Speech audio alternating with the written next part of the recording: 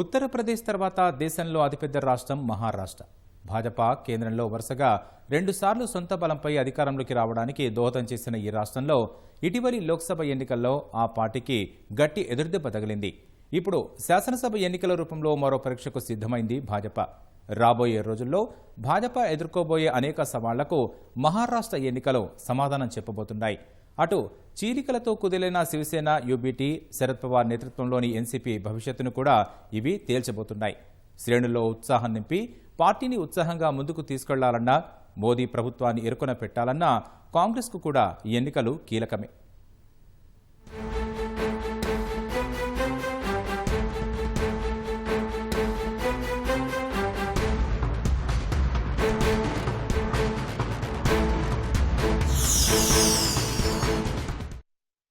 సంకీర్ణ ప్రభుత్వాల శకం అన్న ముద్రను చెరిపేసి 2014-2019 లోక్సభ ఎన్నికల్లో కేంద్రంలో సొంతంగా అధికారంలోకి వచ్చిన భాజపాకు 2024 లోక్సభ ఎన్నికల్లో కాస్త చేదు ఫలితమే ఎదురైంది. కారణం మెజారిటీ మార్క్ 272కు దూరంగా, అంటే 240 స్థానాల వద్ద ఆగిపోయి మిత్రపక్షాల సాయంతో ప్రభుత్వం ఏర్పాటు చేయాల్సి రావటమే. 2014-2019 ఎన్నికల్లో ఆదరించిన పలు కీలక రాష్ట్రాల్లో మూడోసారి సరైన ఫలితాలు రాకపోవడమే దీనికి కారణం. అందులో ఒకటి మహారాష్ట్ర. లోక్సభ సీట్ల పరంగా ఉత్తరప్రదేశ్ తర్వాత అత్యధికంగా 48 సీట్లు ఉన్న ఈ రాష్ట్రంలో భాజపాకు కేవలం 9 స్థానాలు మాత్రమే వచ్చాయి. 2019 ఎన్నికలతో పోలిస్తే 14 స్థానాలను కోల్పోయింది భాజపా. మొత్తం మీద మిత్రపక్షంగా ఉన్న ఏక్నాథ్ సింధే నేతృత్వంలోని శివసేన సహా ఎన్సీపీతో కలిపి మహారాష్ట్రలో మహాయుతి కూటమికి 17 స్థానాలు మాత్రమే వచ్చాయి. ఇలాంటి ఫలితాల తర్వాత శాసనసభ ఎన్నికల్లో గెలవటం భాజపాకు పెద్ద సవాల్గా మారింది. లోక్సభ ఎన్నికల చేదు ఫలితాన్ని మరచి రాబోయే ఎన్నికల్లో విజయం సాధించడం ఆ పార్టీకి అత్యంత కీలకం.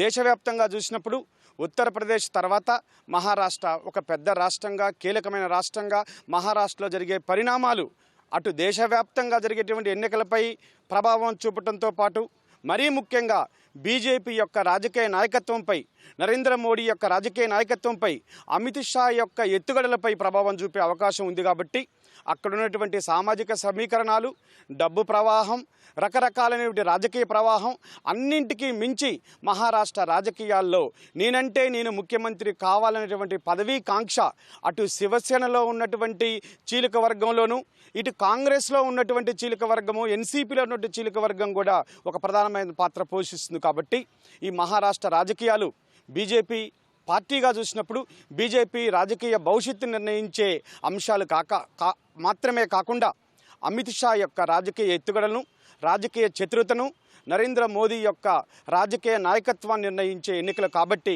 ఖచ్చితంగా మహారాష్ట్ర ఎన్నికల ఫలితాలు దేశవ్యాప్తంగా ఉన్నటువంటి శాసనసభ ఎన్నికల ఫలితాలపై ఆధారపడటమే కాకుండా రేపు 2029లో జరగబోయే లోక్సభ ఎన్నికలకు ఇది ఒక ప్రాథమికమైనటువంటి స్టెప్గా భావించేటువంటి అవకాశాలు అయితే మెండుగున్నాయి.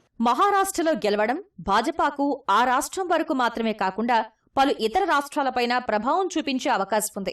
మహారాష్ట్ర ఎన్నికల తర్వాత వచ్చే ఏడాది బీహార్, ఢిల్లీలో ఎన్నికలు జరగనున్నాయి. ఒకవేళ మహారాష్ట్రలో ఓడిపోతే ఆయా రాష్ట్రాల్లో శ్రేణుల నైతిక స్థైర్యం దెబ్బతింటుంది. బీహార్లో మిత్రపక్షం జేడీయూ కూడా సీట్ల సర్దుబాటు సందర్భంగా బేరసారాలకు దిగే అవకాశం ఉంటుంది. లోక్సభ ఎన్నికల తర్వాత జరిగిన హర్యానా ఎన్నికల్లో అందరి అంచనాలను తలకిందులు చేస్తూ సాధించిన విజయం, జమ్మూ కశ్మీర్లో గతంతో పోలిస్తే మంచి ఫలితాలు సాధించడం కేడర్లో ఉత్సాహం నింపినా వాటికంటే కీలకం మహారాష్ట్ర ఎన్నికలే. ఆయా రాష్ట్రాలతో పోలిస్తే మహారాష్ట్ర చాలా పెద్ద రాష్ట్రం, పైగా అధికారంలో ఉన్న రాష్ట్రం. పెద్ద రాష్ట్రంలో ఓడిపోతే విపక్షాలు భాజపాపై వేలెత్తి చూపిస్తాయి. లోక్సభ ఎన్నికల్లో స్థానాలు తగ్గడంతో ప్రధాని నరేంద్ర మోదీ హవా తగ్గింది అన్న విమర్శలు మరింత పెరుగుతాయి. అందుకే ఈ ఎన్నికల్లో గెలుపును భాజపా సవాల్గా తీసుకుంది. ఆచితూచి అడుగులు వేస్తూ ఎన్నికల పోరాటం చేస్తోంది భాజపా.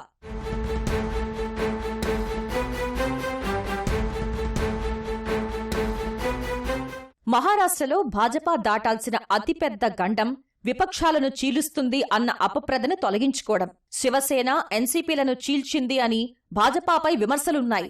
ఆ విమర్శలు దూరం కావాలంటే తమతో పాటు ఆ 2 పార్టీల చీలిక వర్గాలను సైతం గెలిపించుకోవాల్సిన బాధ్యత భాజపాపై ఉంది. చీలికల పట్ల ప్రజల్లో వ్యతిరేకత లేదని గెలుపుతో నిరూపించుకోవాలి. లోక్సభ ఎన్నికల్లో మహాయుతికి వ్యతిరేక ఫలితాలు రావడంలో పార్టీ చీలికల అంశానిది ముఖ్య పాత్ర అన్న విశ్లేషణల నేపథ్యంలో శాసనసభ ఎన్నికల్లో ఇది కీలక పాత్ర పోషించనుంది. ఒక రకంగా అసలైన శివసేన, ఎన్సీపీలు ఏవి అన్న అంశాన్ని ప్రజలు తమ ఓటు ద్వారా తేల్చబోతున్నట్లే లెక్క.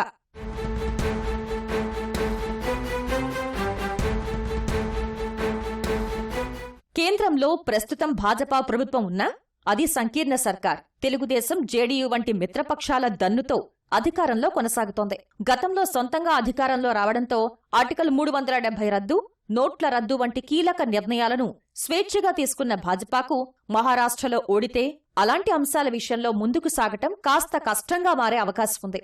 రాబోయే రోజుల్లో జమిలి ఎన్నికలు, ఉమ్మడి పౌర స్మృతి, వక్ఫ్ చట్టంలో సవరణలు వంటి నిర్ణయాలను భాజపా అమలు చేయాలని భావిస్తోంది. కాస్త సున్నితమైన ఈ అంశాలపై మిత్రపక్షాలతో పాటు విపక్షాల మద్దతు కూడా కీలకం. అందువల్ల ఆయా నిర్ణయాలపై స్వేచ్ఛగా ముందుకు సాగాలంటే మహారాష్ట్రలో గెలవడం భాజపాకు కీలకం.